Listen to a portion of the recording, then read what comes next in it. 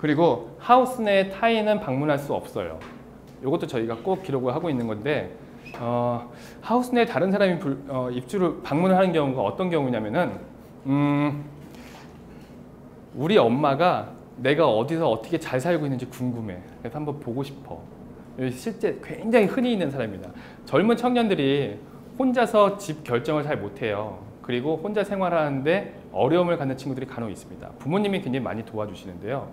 부모님이 종종 서울로 올라와서 우리 아이 어떻게 잘 있나 보고 싶어 한단 말이에요. 심지어는 방을 청소해주고 가는 분들도 계세요.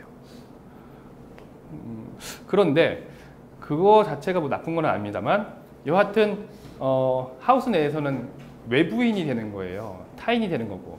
아니 엄마가 잠깐 온다는데 뭐가 문제가 돼? 라고 하는데 엄마들은 부모님들은 꼭 집에 들어오시면 그냥 볼일만 보고 가시지 않더라고요. 우리 하우스에, 그러니까 우리 아이가 살고 있는 집에 어떤 아이들이 살고 있는지 꼭 한 번씩 둘러보십니다. 룸메이트들이 굉장히 불편해하세요. 이거는 어찌 보면 사생활 침해의 문제도 될 수 있거든요. 약간 다른 얘기지만 저희가 아닌 조금 큰 회사에서 지금 운영하고 있는 쉐어하우스인데 대기업에서 하는 데가 있거든요. 근데 운영자가, 이거는 뭐 어떻게 보면 외부인이 아닐 수도 있는데 운영자가 방문을 함부로 열어갖고 문제가 되는 사례가 있어요. 그만큼 입주자들은 그 부분에 되게 예민하거든요. 아무래도 쉐어하우스니까 공용 공간에서는 사적 공간이 아니고 그들이 갖고 있는 사적 공간의 최소한의 공간은 방이라고 볼 수 있거든요. 그래서 방 자체를 침입하는 거에 대해서 노출되는 것에 극도로 꺼리는 성향을 좀 보이고 있습니다. 그래서 이 부분에 주의하셔야 되는데 외부인이 오는 경우에는 그 부분에서 문제가 될 수가 있고 그리고 사고가 발생이 될 수도 있어요. 잠깐 제가 언급을 했습니다만 엄마는 조금 그래도 덜한데요. 아빠인 경우에는 완전 얘기가 달라지거든요.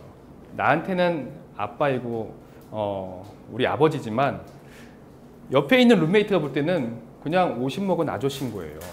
근데 그 아저씨가 내 방문을 연다는 거예요. 이거는 요즘에 굉장히 큰 문제가 될 수 있거든요. 그래서 사고 예방 차원에서도 부모님도 사실은 들어오시는데 제한을 두는 게 좋을 것 같다고 말씀을 드립니다. 그리고 5번째로 운영진이 강제할 수 있다. 운영진에 의해서 강제 퇴실될 수 있다는 규정을 꼭 적어 놓으시기 바라겠습니다. 저희가 초창기 때는 이런 내용이 없었어요.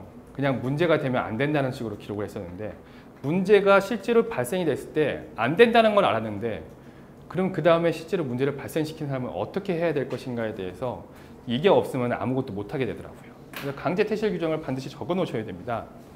이래야지만 여러분들이 쉐어하우스를 운영하시는 데 도움이 되실 수 있고요.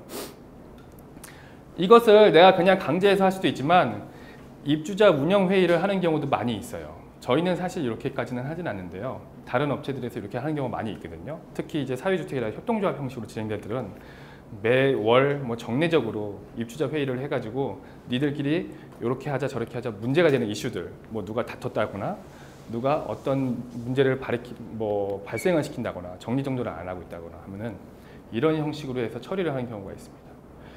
이게 굉장히 효과적인 경우도 있는데요. 다 비슷한 친구들끼리 살고 있잖아요. 주위에 누가 내가 잘못했다고 지적을 하면은 소위 그들 입장에서 너무 쪽팔린 일이에요. 그래서 그냥 나가는 경우가 많이 있거든요. 근데 이게 굉장히 효력을 발휘할 수도 있다는 거 알고 계시면 좋고요. 자, 그리고 퇴실에 관련해서 말씀을 드릴게요. 퇴실도 조금 중요한데요. 아까 제가 말씀을 드렸듯이 문제를 일으킨 경우에는 퇴실될 수 있다는 것은 반드시 언급을 하지만 그거 아니어도 퇴실되는 사례가 몇 개 있을 거예요. 첫 번째로 입주금 또는 관리비가 한 달 이상 밀린 경우. 저희는 한 달이라고 표기를 하는데요. 주택임대차보호법상에 이제 일반적인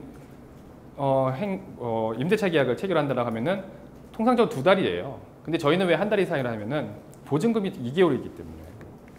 그래서 제가 아까 잠깐 언급을 했습니다만 보증금을 조금 높이는 것도 여러분이 운영하는 데 도움이 될 것 같다고 하는 게 2달치 보증금으로는 그 사람을 구속할 수 있는 게 사실상 별로 없습니다. 그래서 보증금을 조금 올리는 것도 방법이 될 수 있을 것 같고요. 그리고 두 번째, 운영진의 운영에 반하는 경우. 요거는 뭐 당연할 거라 생각해요. 운영자랑 싸우는 사람들 많거든요. 마치 쉐어하우스에 들어와 사는 거를 호텔 내지는 레지던스의 서비스로 생각하시고 접근하시는 분들이 있어요. 그런 분들께는 저희가 다툼이 생기는 경우가 있거든요. 매니저들과. 그래서 운영진의 운영에 반하는 경우에 퇴실될 수 있다는 걸 저희를 꼭 퇴실 규정으로 명시를 하고 있고요. 그리고 세 번째로 공동생활이 사실상 어렵다고 운영자이 판단한 경우. 이것도 굉장히 좀 포괄적인 건데요. 아까 말씀드렸던 처음에 입주할 수 없는 친구들 4분이 있잖아요. 이런 사례 같은 경우는 그냥 공동생활이 사실상 어렵다고 판단되는 경우를 묻는 거예요. 그 사람이 잘못된 건 아무것도 없거든요. 이렇게 해서 퇴실을 시킨다고 볼 수 있고요. 입주자들 모두가 퇴실을 원하는 경우. 이것도 되게 좋은데 저희는 이 규정을 쓰지는 않습니다만 제가 알고 있는 다른 하우스 운영하시는 분들 이런 규정을 쓴 게 있어요. 여러분도 이거 되게 도움이 될 것 같아요. 되게 쉽더라고요. 한 분이 무리를 일으키는 경우가 있거든요. 근데 이 친구가 전투력이 워낙 세서 다른 입주자들이랑 싸우는데 싸우면서 그냥 살아요. 그러면은 다른 친구들이 퇴실을 하게 됩니다. 그러면 쉐어하우스 운영하는 나는 되게 불편하거든요. 제가 쉐어하우스를 처음 시작할 초창기 때 2014년 정도에 이것도 지방에서 한번 쉐어하우스 개인적으로 운영하시는 분이 저한테 상담을 하신다고 연락이 왔었던 사례가 있는데요. 이것 때문에 입주자 모두 퇴실을 원하는 사람 한 명이 있었는데 이 사람이 퇴실을 안 하는 거예요. 그리고 계속 전투력을 갖고 싸움만 하는 거예요. 어떤 일이 발생했냐면은 쉐어하우스 전체에 살고 있는 입주자들이 다 나가고 얘만 남았어요. 그럼 이 친구가 운영자랑은 친할까요? 운영자랑 친할 수가 없거든요.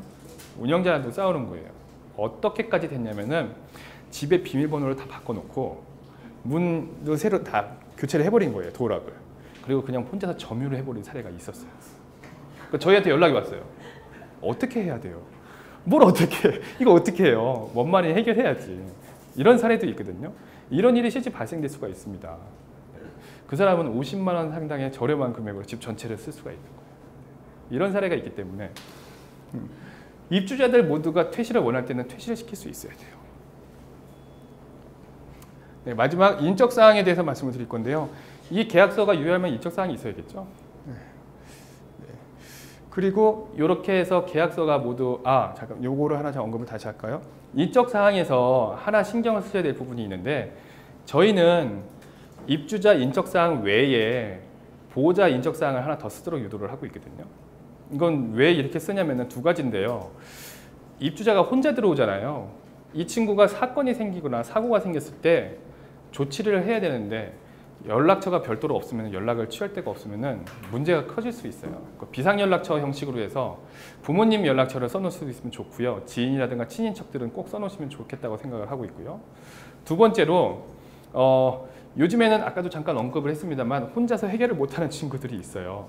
그래서 부모님이 다 모든 걸 해결해 주는 경우가 있어요. 예를 들면은 집에서 다른 입주자들이 불편을 초래할 만한 일을 이 친구가 했는데 그래서 이것 때문에 우리 매니저가 문제가 있다는 것을 언급을 하는데 저는 잘 모르겠고요. 우리 엄마랑 얘기해 주세요. 우리 아빠랑 이런 경우 있거든요.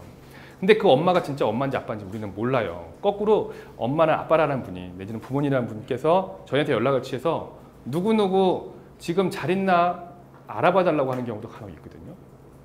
그럼 그 사람 말을 믿고 처음에 그대로 얘 어디서 잘 있어요 라고 하면은 문제가 되는 경우가 있어요. 사실은 엄마 아빠가 아니거나 지인이 아닌데 지인인 척하는 경우가 있더라고요. 그 사람의 정보를 알아내는 거고 뒤를 캐는 거예요.